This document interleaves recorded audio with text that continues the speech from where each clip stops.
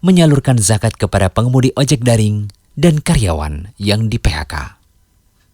Ojek daring atau yang biasa kita sebut ojol, saat masa pandemi seperti sekarang ini mengalami kesusahan karena penurunan jumlah order. Padahal mereka harus menanggung kebutuhan keluarga di rumah.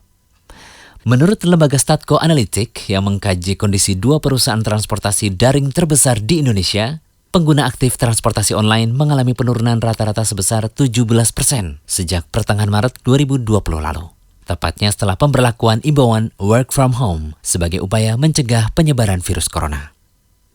Begitu juga Kementerian Ketenagakerjaan mencatat terdapat lebih dari 2 juta tenaga kerja yang terkena aksi pemutusan hubungan kerja atau PHK akibat wabah virus corona ini.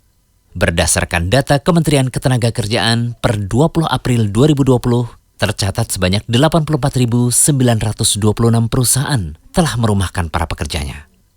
So, akibatnya banyak orang kehilangan pekerjaan dan penurunan income untuk mencukupi kebutuhan hidup sehari-hari sebagai dampak dari pandemi COVID-19.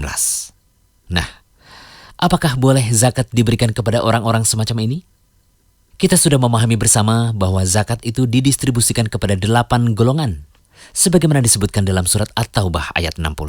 Sesungguhnya zakat-zakat itu hanyalah untuk orang-orang fakir, orang-orang miskin, amil zakat, para mu'alaf yang dibujuk hatinya untuk memerdekakan budak, orang-orang yang terlilit utang untuk jalan Allah, dan untuk mereka yang sedang dalam perjalanan sebagai suatu ketetapan yang diwajibkan Allah.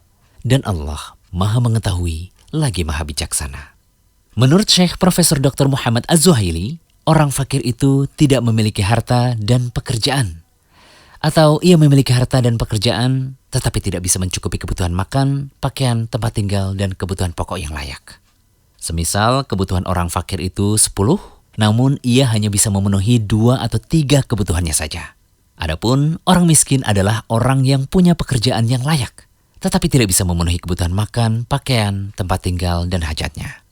Hajat yang dimaksud adalah kebutuhan keluarga yang ia tanggung nafkahnya. Semisal kebutuhannya itu 10, namun ia hanya bisa memenuhi 7 atau 8 kebutuhannya. Dari sini kita bisa pahami bahwa keadaan fakir lebih susah dibanding miskin.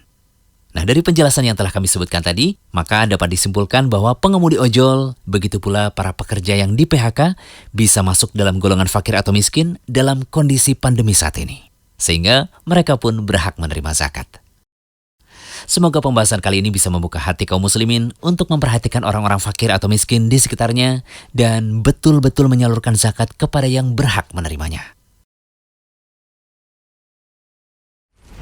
Jangan lupa kunjungi rumaisa.com, update setiap hari, insya Allah.